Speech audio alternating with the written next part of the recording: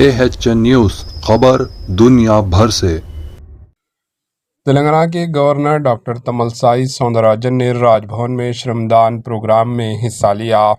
Governor Telangana doctor تملسائی Soundararajan نے آج راج بھون میں شرمدان پروگرام میں حصہ لیا۔ انہوں نے اس پروگرام کے حصے کے طور پر راج بھون کے احاطے میں صفائی کا کام انجام دیا۔